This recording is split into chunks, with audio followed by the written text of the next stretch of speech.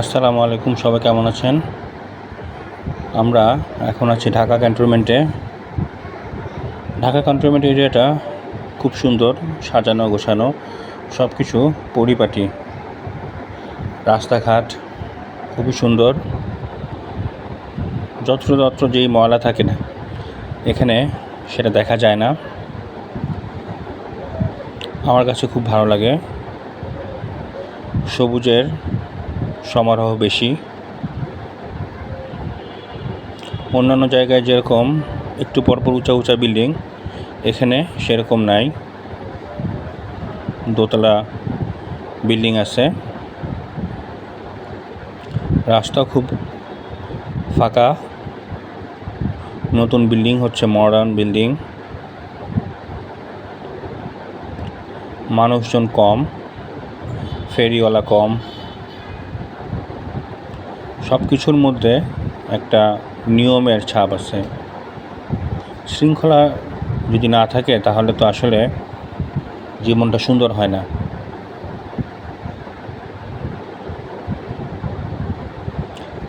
আমার কাছে DOHS, cantonment এইসব এরিয়াগুলো অনেক ভালো লাগে।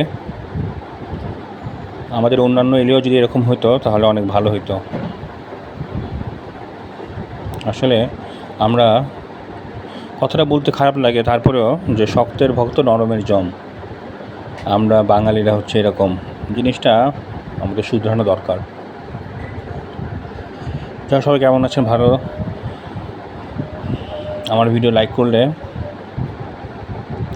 লাইক, কমেন্ট, শেয়ার, সাবস্ক্রাইব করে পাশে থাকবেন। উৎসাহ পাবো নতুন নতুন ভিডিও নিয়ে আপনাদের সামনে হাজির হওয়ার।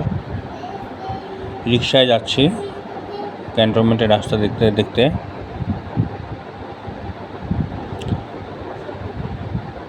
ক্যান্টনমেন্টের গাছগুলো অনেক বড় বড়, বোঝাই যায় যে অনেক আগের গাছ।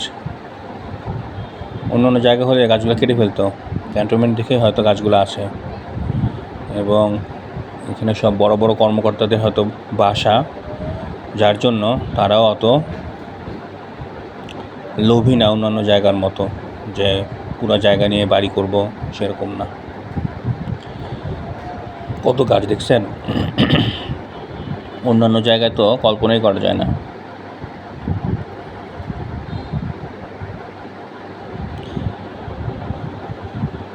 বাইরে বিল্ডিংগুলোও অনেক আধুনিক, খুবই সুন্দর বিল্ডিং।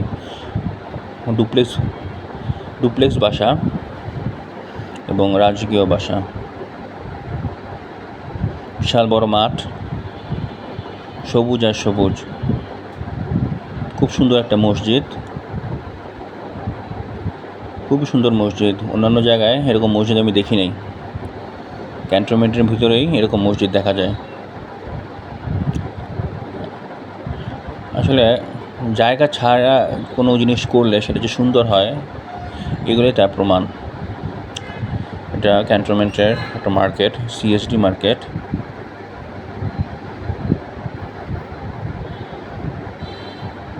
খুব সুন্দর, একদম বিদেশের মতো। অন্যরা যে কেউ মনে করবে এটা বিদেশে চলে আসছে, আসলে এটা আমাদের দেশ। বিদেশ না, আমাদেরই দেশ।